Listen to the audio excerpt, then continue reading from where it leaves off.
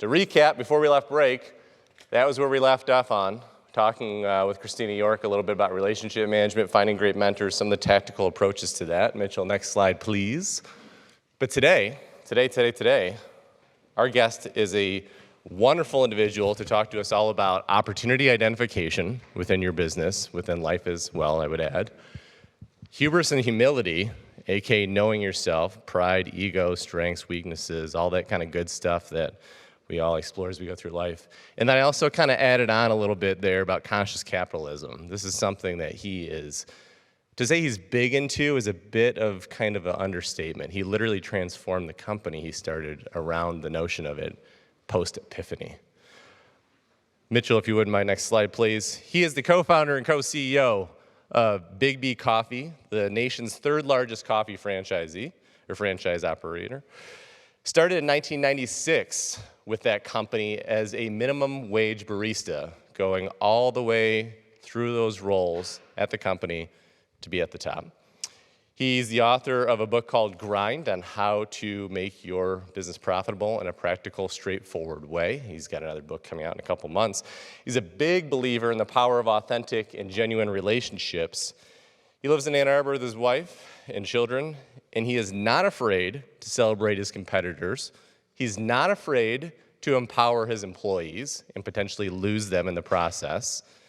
And he's not afraid to try to change capitalism as we know it today. So, without further ado, please help me welcome Mr. Mike McFall.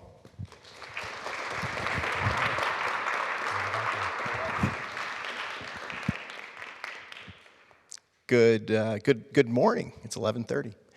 I don't do decks. I don't do PowerPoints. But because this group is special, I did it. Per Eric's request, I did it. They're terrible. They're exactly what you shouldn't do with a deck, but that was kind of my point. So I'm here. I want to talk about a couple of things. I want to talk about the arc of my organization. And what I'm doing with that arc is I am writing a book series in relation to it. And so the arc of an organization is you first commit to a concept and you start it, and then you build it, and hopefully you can be one of the fortunate that gets that business to positive cash flow.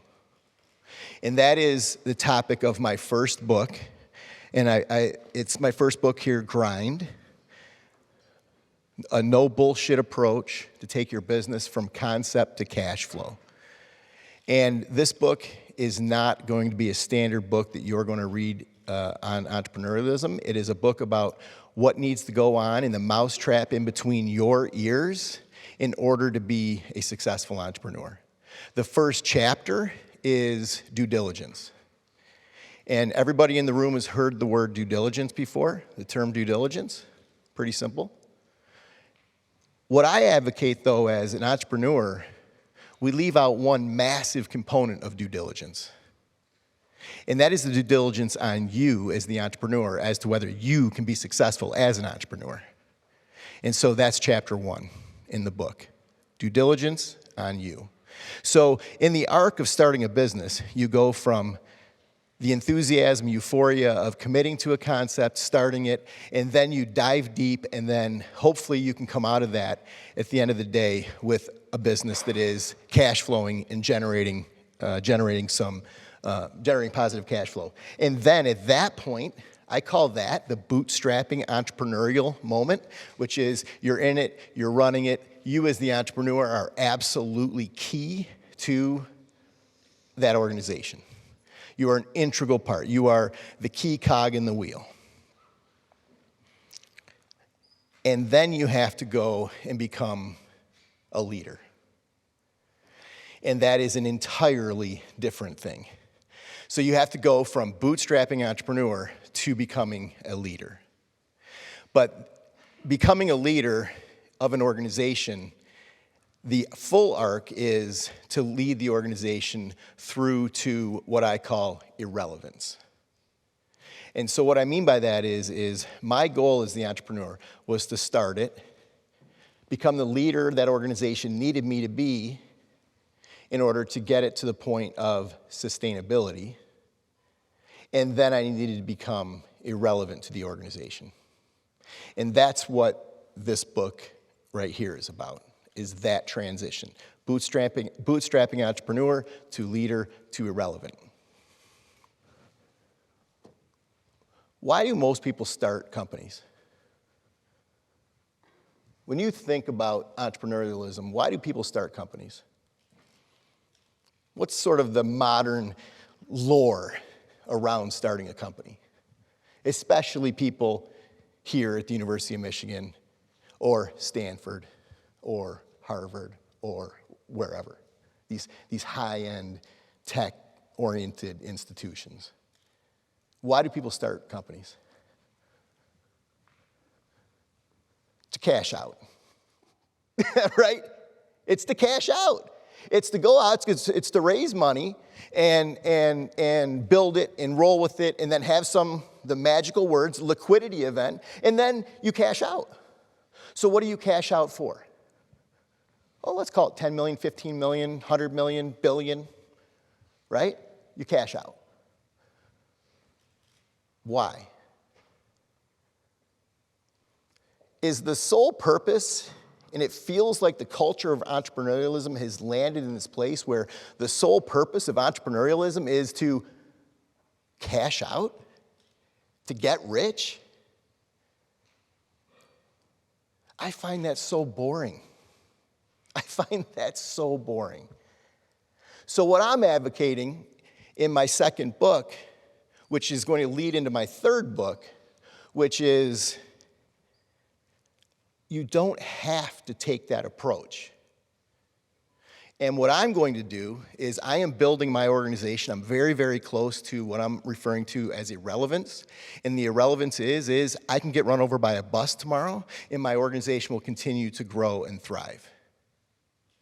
And ideally, that's what, and so, but the standard answer is, at this moment, most people would advocate, and many people think I should, bring in the professionals, bring in the private equity folks, cash out some percentage of the business, and then let them assist me in continuing to develop and grow the business because they're smarter than I am.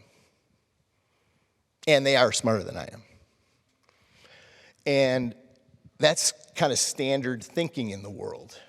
People ask me all the time, when's your liquidity event coming? It might be one of the most common questions I get asked about my business. When's the liquidity? When are you guys going to bring in outside money? When are you going to? And we're not going to, is the answer. Now, what I advocate is build an organization that the PE firm would build, but do it on your own. That's a challenge. To me, that's exciting. Let's build the organization. Me and my business partner, I own 50% of my company, my business partner owns 50%. We're gonna build the organization the PE firm would bring in, or the PE firm would build. At any moment in this process, we can do a liquidity event. The better we get at building the organization the PE firm would build without us, the more value we're creating in the business. But the end result for me is we're not going to sell. We're going to build a great organization. And we're going to try to build an organization that can be an example for other organizations. And we're going to build a company that can change the world.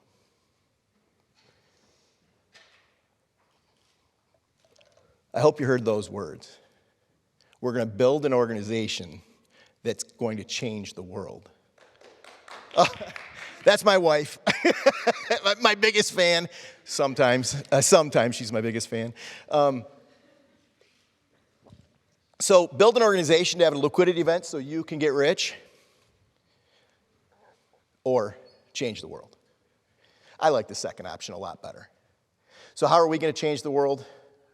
Our purpose is to support you in building a life you love, no matter who you are. If you touch our organization, our purpose is to support you in building a life you love. And our vision is to improve workplace culture in the United States. So that's our vision. Okay. There were some bullets that I was asked to touch on. I'm going to touch on them, and then we'll just move into the Q&A, right? So, oh, wait.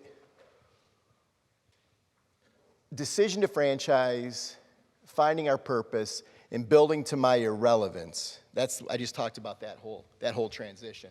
But then I've got the question mark, how? How do you do that? Sure, Mike, that sounds cool, but how do you do it? And so what I did is I put together some content here, and what I believe in my whole approach to business and generally my life is just focus on the fundamentals. Get really, really good at the fundamentals. People are amazing at making shit really complicated. People are really, really good at making stuff complicated. I don't meet that many people in my life that take the complicated and make it really simple. And to me, that's genius. The ability to take the complicated and make it simple is genius to me. So what are the fundamentals? The first one there, one, focus on who you are and what you do as an organization, as a company, as a person. Focus on, so what do we do? For over 20 years, my business partner and I woke up every single day trying to sell one more cup of coffee tomorrow than we did today. That's it. We are a beverage retailer, and we wanted to be the best beverage retailer in the world. I think we're probably second best. I'm going to go ahead and say Starbucks is better than we are because they have however many tens of thousands of stores. But I believe we're second best in the world at it. I actually do think we're better than Starbucks, but results speak. So that's what we've been doing for 20 years. We wake up in the morning and we try to sell one more cup of coffee today than we did yesterday, period. That's it. So, other fundamentals. This phrase right here, I have a dear friend of mine. I won't name him because he gets squirrely around privacy, so I won't name him. He's very, very, very successful. He has taken two companies from plus or minus 50% on $10 million. So one company was just below $10 million in revenue. The other company was at like $14 million in revenue when he bought them. He did a liquidity event, ended up going public with the first one. They were I don't know, 1.3 billion in revenue at that point. He's now in his fifth year into his second one of those. He bought it at 14 million. I believe he's going to do just north of 900 million in revenue. It will be over $1 billion by next year. So he's done that twice. He spoke in front of my class here at the university, and a student asked him, if you had any words of advice to us going into our careers, going into work, how would you answer that question? And it's the smartest thing I've ever heard anybody say. Because his response was, say these words every single day in every single meeting. How can I be helpful? In every meeting you're in every conversation, in every event you're in your professional life and frankly your personal life, how can I be helpful? If that isn't a fundamental, I don't know what is. When people feel like what you want to do is you want to invest in their success, all of a sudden, you're building one heck of a relationship with them. Another fundamental. Try to exceed people's expectations every time. Just so simple and easy, but try to exceed people's expectations every time. If you can do one thing from now until you're my age and until you retire, focus in and build relationships with people. Because you don't know where those are going. You don't know what people are up to. You don't know. I just heard a story yesterday about the founder. I'm going to try to get this right. The founder of Red Bull had a job in Miami, and the guy that he was getting fired. And so the guy that came to fire him in Miami showed up to fire him and fired him, and then they went out for dinner and drinks after, right?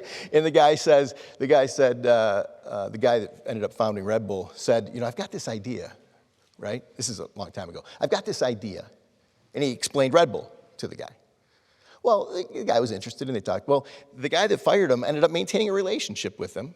This is a guy he fired that he maintained a relationship with. And then he ended up being like number 6 employee at Red Bull. Because the guy circled back, hired him like 18 months later. And now the guy's obviously retired and sitting on a beach in Florida like I guess we all aspire to. Not me, but anyway. So maintain relationships. I had a guy who was my vice president of finance, and he left me. He left my company, and he took a job as vice president of finance at Espresso Royale. I don't know if anybody, Eric, you probably know Espresso Royale.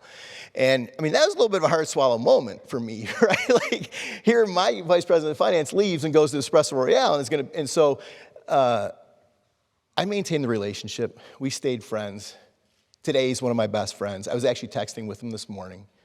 And so I can't emphasize that enough. The people you meet in your life, just maintain these relationships.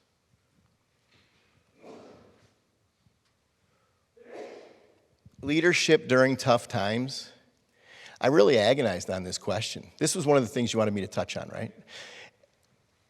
If you go to that third bullet point, good leaders don't do anything different during bad times than they do during normal times. And I agonize with that because it's like, but I do think it's true. I think there's nothing different when during bad times. I mean, the fundamentals of leadership are the fundamentals of leadership, and you do them in good times and bad times. Like for I think I talked about transparency up here. Did I put that up there? Oh yeah, transparency. There is only one version. Fully transparent.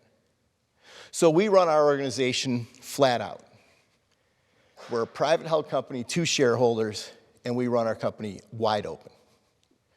Every employee of our organization sees every financial statement, sees, the only thing that I haven't been able to get done, I still want to, is I think everybody should know what everybody else makes. My HR department's like freaking out over that, but I'm gonna get that done in the end, because why not? Why is it that we should hide how much money people make? Like if you're working next to somebody and you know they make $15,000 more than you and they suck, like isn't that data you want? I mean, I would. But yet somehow in leadership we decide that people aren't mature enough to have that information, right, or whatever. But so we went into COVID, right? We're talking about tough times. We go face first into COVID. Our revenue falls 40%. And we took a little bit of a different tactic than most. Many were like, you're good. We're going to take care of you. We're going to fund you all the way through this thing. Some did that, not all, but some did that. And that kind of hit me. I'm like, God, is that what I'm supposed to be doing? And my partner and I talked about it at length. And what we decided to do is say, no. Like what we need to do is we need to make sure that we don't devastate this company in the next 6 months. I mean, we probably had $1.5 million in cash on hand, and we certainly weren't going to be able to get debt in this moment. And I certainly didn't want to go into my personal, the few dollars I've saved up over the years, right? And so what we did is we opened everything up, we showed everybody everything, and we laid off 50% of our people. And we let them go and get unemployment. And we said, we are going to hire you back as quickly as we can. Now, my partner and I took 80% pay cuts. Our senior leadership team took 50% pay cuts, and then everybody else that stuck around, I think, took 25% pay cuts, right? And so, but our thinking was, let's just be fully transparent, talk through everything, show everybody, that everybody knew anyway. And relatively, I think within 2 weeks, we were starting to hire people back. I think within 6 weeks, everybody was hired back. But what we didn't want to do is say, we got you, don't worry about it, you're going to be fine, run the company into the side of a mountain, deplete all of our cash, and then say, oh, oops, we kind of screwed up, we got to let all of you go, and the company's in deep trouble. So that's an example of how we led through tough times. But the key there was transparency. No one said a thing. Everybody was like, yeah, all right, this seems like the right thing to do. We're gonna have to go get unemployment and so on, but this seems like the right thing to do. And then we were able to bring everybody back very quickly, so that was nice. And then let's see, how do I identify and capitalize on opportunities? One, I don't think organizations should be swinging for the fences in terms of opportunities. I think, what did I write here? Innovation happens one little bite at a time. Innovation is not this thing like you create some mind-blowing initiative that alters the course of the organization. I mean, I think those things happen, not very often. And so innovation is just this wheel that's constantly running, little improvements. So over time, these little improvements, these little innovations add up to big innovations. And Warren Buffett, we all know Warren Buffett, he talks about, he tries to make like 1 or 2 good decisions a year. And you're like, this is Warren Buffett. And he's talking about, he's not trying to like move mountains every month or every week or every quarter. He's like, if I can make 1 or 2 good decisions a year, like, awesome. And then this is going to sound, I think this is probably going to sound a little weird, but when I'm diving into a new opportunity or something I'm considering, and I start procrastinating, and I'm not enthusiastic about it, and all of a sudden I realize it's because it's not the right opportunity for me. Because I know, like, when I continue to tear into something and I keep working on it and I keep working on it, so I have this like internal meter, and if I start procrastinating, if I stop working on something, I can't always articulate why I don't think it's a great idea or why I don't want to move forward. But if these innards here start telling me to slow down or to procrastinate, that's when I start to know it's not the right opportunity. So those are my prepared remarks. Eric? Thank you, Mike. Yeah. And oh, by the way, So I want students to pay attention to this for a second. We're going to talk about it for a minute. I'm sorry, the number 1 priority of the corporation was to maximize shareholder value, essentially at any cost, as long as you were inside the letter of the law. This created a license for the wealthy to go on a 50-year joyride of wealth creation without limitation. That doesn't work. So the reason I focused in on that clip is this is a TED Talk that Mike and his co-founder gave a couple years ago now, 3 years ago maybe, something like that. In the context of that talk really was about an epiphany that they had that fundamentally changed the culture and the operation, I would imagine the finances of the company. Can you shed a little bit of light for what that was for the students? Yeah. Well, so my partner and I, 2013, 14, 15, were in this moment where we plowed through the Great Recession. And one of the things that's counterintuitive about franchise companies is that franchise companies typically boom during recessions, because when people get laid off from their jobs, they're like, I'm sick of my future being held in the hands of somebody else, and they want to start a business. And so typically franchising is counter-cycle to the economic cycle. So we went through the Great Recession, and I mean, we came out and had our biggest year ever was 2010, 2011, up until the last few years. But, and so we're in like 2013, 14, 15, and there's kind of this weird malaise for my partner and I. And we're making all kinds of dough. Like, we're making lots of money. And the company's growing like crazy. And we didn't really care. And it became to be this thing of like, really, like, what we're going to do for the next 20 years of our life is try to add one more increment of income to our tax return, and one more zero on our balance sheet. And like it was this feeling of like why? And it came down to purpose. Why? Why are we doing this? And we didn't have an answer for that. All we had done up until 2012, 13 was just try to survive and grow the business. And we'd grown to the point where we were doing very well, and then it became like, oh, what next? So we've been having this conversation. We talked about doing acquisitions. And everything we talked about was focused on one thing: us getting richer. That's all it was. We're going to do an acquisition. Why do an acquisition? Well, because the company will be bigger and we'll maximize the ROI on the investment we make in that company. And we'll maximize the ROI. We will make more money. That was every answer to every question and that we kept circulating. And that wasn't enough for us. So, fall of 2015, I'm walking, my son, who's here, by the way, which is pretty cool, we went camping up on South Manitou Island, and we were doing the full circle, like a 9-mile hike around this island. You can only get to this island by boat. It's very, very remote. It's up in northern Michigan. I forget that most of you are not from Michigan. You probably have no idea where South Manitou Island is. But we are on the furthest outreach of the island, as far away from our campsite as we could be. And I look over, and there's this couple. I'll never forget it. There's a couple kind of huddled over a camp stove.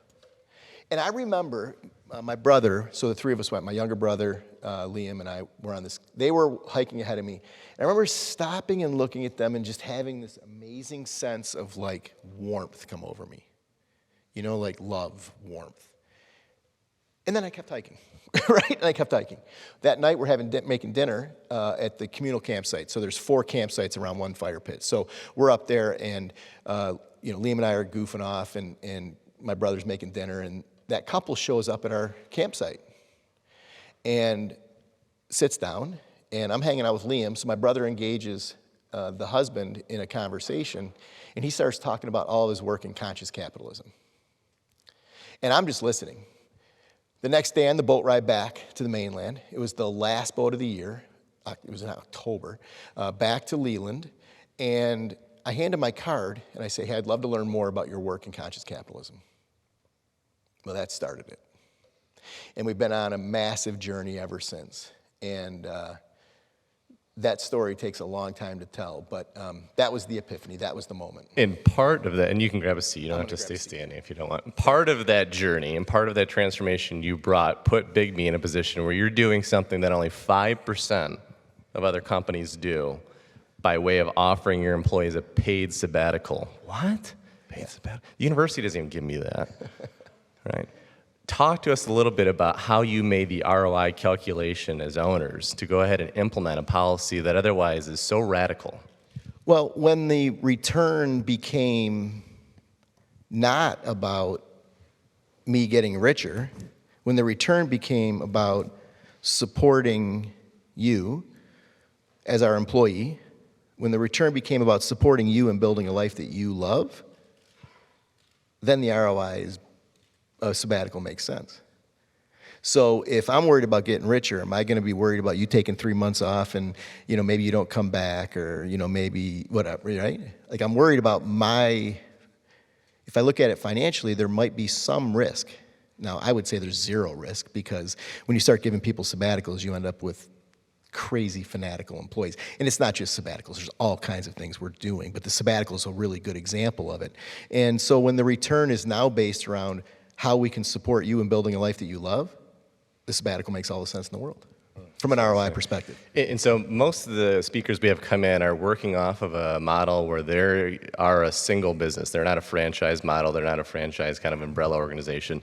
How do you take a policy change of something so fundamentally kind of shifting the culture and drive that down through franchise owners who you're partnered with, but you don't have direct say over? I don't. I don't. I can't. Okay, expand on that if you wouldn't mind. So that's their business. It's their employee. I can't mandate or have them do anything with their employees. There's a very, very thick brick wall in between us and their relationship with their employees. And so we have franchise owners that have adopted the sabbatical program based on our example. But when I talk about sabbatical, it's for my employees in my organization. Okay, I understand. And so when you're looking at expanding the model, because Biggby's got 300 stores right now-ish? Just shy of 350, like 350. 347, I think. But you've got a goal to get to 1,000 in 5 years' time. Yeah. That's a lot. That's a big jump. When you're looking at making that jump and that scale and those conversations with the potential franchise owners, what percentage of those do you go, yeah, I don't trust them with my brand? regardless of the ROI, this isn't worth it? None. Okay. I mean, they'd have to be flat crazy for us to like say no. Okay. We had a guy that came to visit with us and wanted to build stores, and he was a University of Alabama fan, and he kept saying "Roll Tide" in the meeting. And at the end of the meeting, I was like, "That guy's crazy. Like, we're not working with him." So there's very few, and here's the rub. And I've debated this. All right, I'm going to talk about two things. One, for me to sit across the table from you, and for me to figure out whether or not you, one, have the ability and chops to make it successful, but two, that you align with my purpose, that's impossible for me to know. Organizations will do personality testing and so on and so forth. Maybe you can start to move it in a certain direction based on personality testing and so on, but that's pretty arrogant for me to sit at a table and think to myself that I know you well enough after an hour conversation that whether or not you're going to be a good fit for me. So this project right here is my answer to that. Because what I want is I want people to read these and self-select in or self-select out. So if you were going to join a franchise and the co-founder had written some books on business, on entrepreneurship, on business startup, you'd probably read them, is what I'm thinking, for most people. And then at that point, you read them and you think to yourself, I really like the way this person approaches the business, and I want to be involved with that. Or you think, really? Sabbaticals? Really? Like, the stuff I talk about in here is not particularly standard in terms of leadership and running an organization. And so if you read that stuff and you think that it's bunk, then you're not going to get involved. And so that's one of the things that this whole project is about, is to try to facilitate the right people choosing to come into our organization and then deflecting the people that don't line up with this stuff. I understand. So when you're thinking about the next 700 years. stores, that's where the cultural infusion really starts to come in that way. Okay. Yeah. Now, taking that all the way back to the other end of the spectrum, these early days, you've made remarks about how when you're a startup or when you're at store number 3 or store number 4, there's always a boogeyman. Oh, yeah. Explain what that means. Well, I think in business startup, when you commit, you got to realize, like, the only consistent thing is inconsistency as an entrepreneur. And and I talk about that in the first chapter of Grind. If your mind works in a sort of a linear way where you need to be in a relatively controlled environment, and when something jumps out of nowhere at you, like, and that really bothers you, and it's you're going to struggle with that, I think entrepreneurship's going to be difficult. And again, the whole thing I've written about this is not to discourage anyone from becoming an entrepreneur, because I do believe that anyone can be successful, generally speaking, as an entrepreneur. But it's about knowing and doing the work around understanding yourself, where you have to supplement your weaknesses and bring other people in, bring people in around you that supplement your weaknesses, so that as a entity, you have what you need. Does that make sense? Yeah, it totally makes sense. To that point, you've said in a podcast, I think it was last year, one of the weaknesses that was kind of brought to you was that you were perceived as arrogant. I think my wife and kids would agree. Is that? You should hear us play cards. When we play cards, all they say is, God, you're arrogant. God, you're arrogant. Yeah. So, coming to an embrace of that, coming to an understanding of how you otherwise were kind of presenting to people, what changed did that pivot for you? And so this kind of reflects on the hubris and humility aspect we have here, talking about how do you adopt humility as you continue to grow and be successful? How do you stay balanced? Well, we did a lot of work on this because it was an important component to our leadership team's development. And I'll be eternally grateful to a gentleman named Jeremy DeRuyter, who really, he co-authored the Moonshot Guidebook with me and Laura, and he's the one that brought this up, this arrogance thing. And, you know, talk about courage. I mean, we have a great relationship, so it really wasn't that courageous, but... that sounds kind of arrogant, Mike.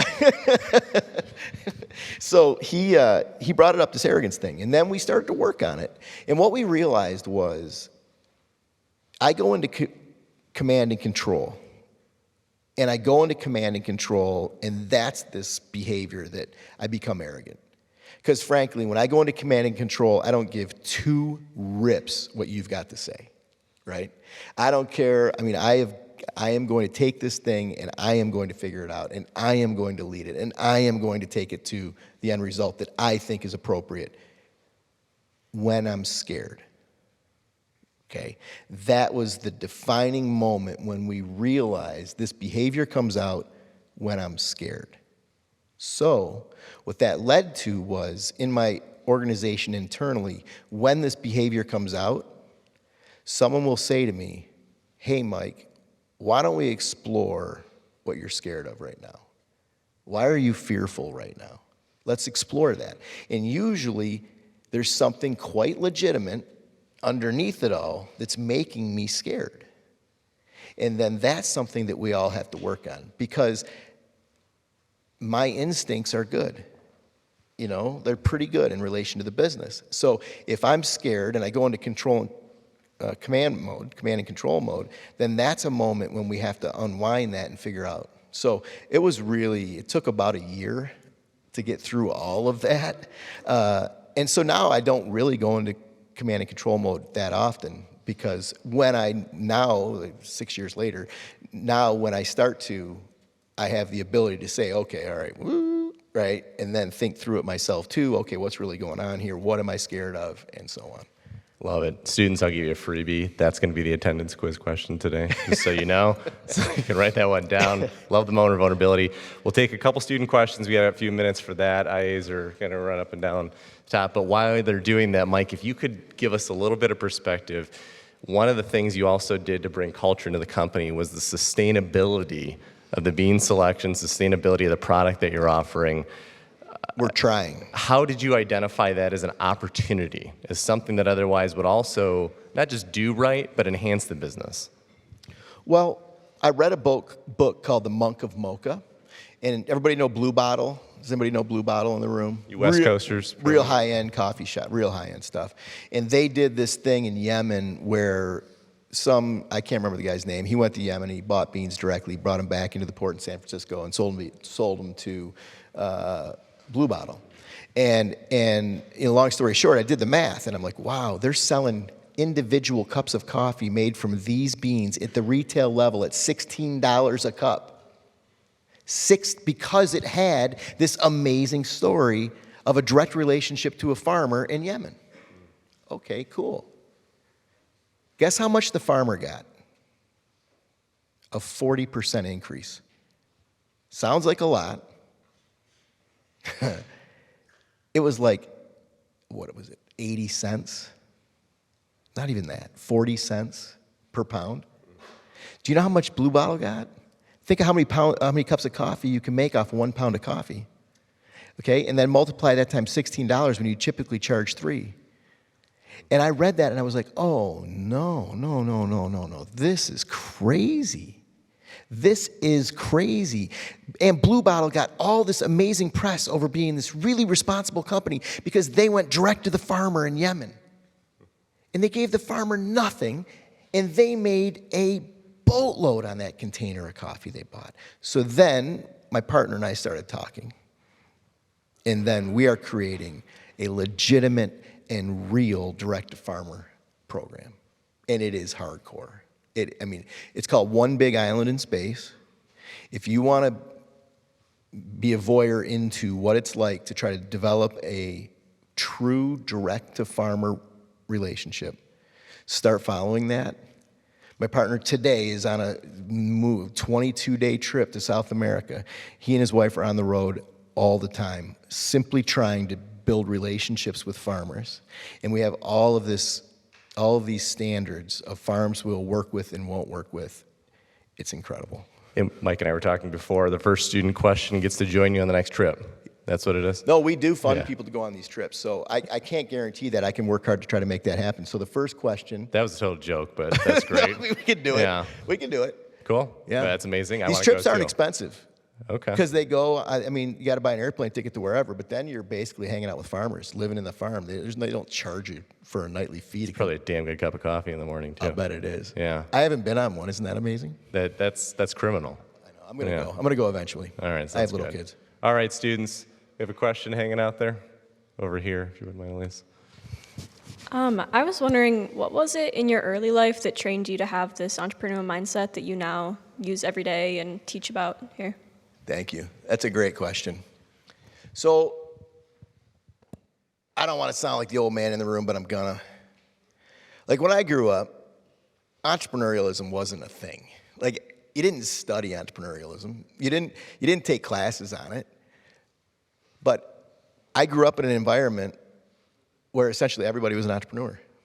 My best friend's parents, my dad, everybody was an entrepreneur. It's just what you did. Like, you figured out how to engage the world and scratch out a way to make a living as an entrepreneur.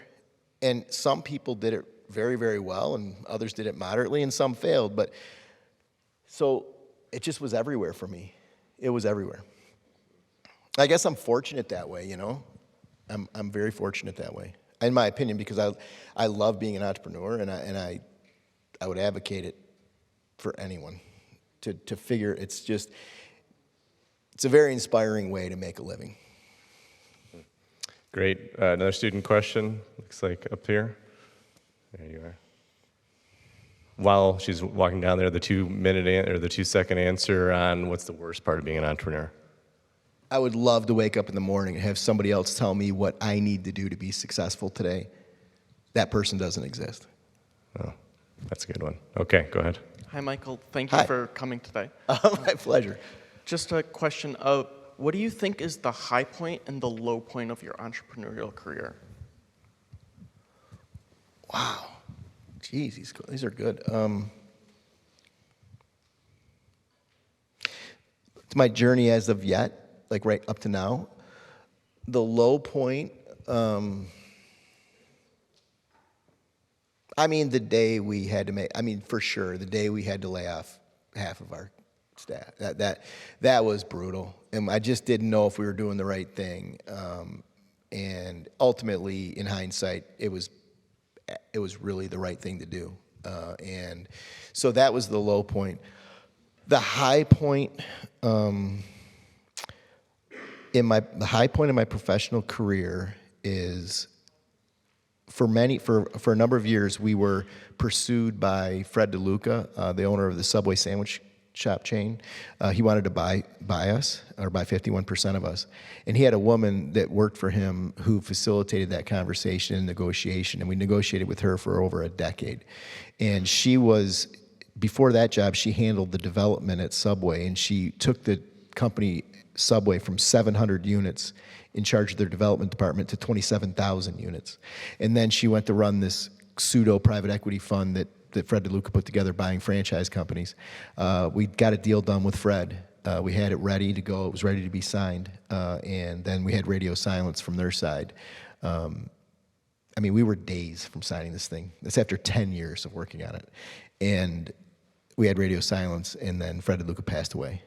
And so the deal went dead. Now, that's not my highlight. The highlight is when the deal went dead, Lisa left and started a consulting company. We hired her as a consultant. We worked on a project with her for 1 year. At the end of that 1 year, I called her and said, I got a crazy idea. And if you know Lisa, she said, I love crazy ideas. I said, why don't you come work for us full time? And she said yes. On the phone, that minute, she said yes. And I would consider her to be top 3 mentors, professional mentors of mine in my career. And when you have one of your top 3 mentors come work for you, it's like the craziest feeling in the world. It was the craziest feeling in the world when she accepted that job. I was talking to her. I talked to her for an hour this morning on the phone.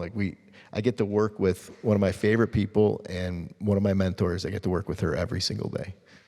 It's incredible. Great example of seizing the opportunity. Thank you, Mike. Thank you. I brought you a present.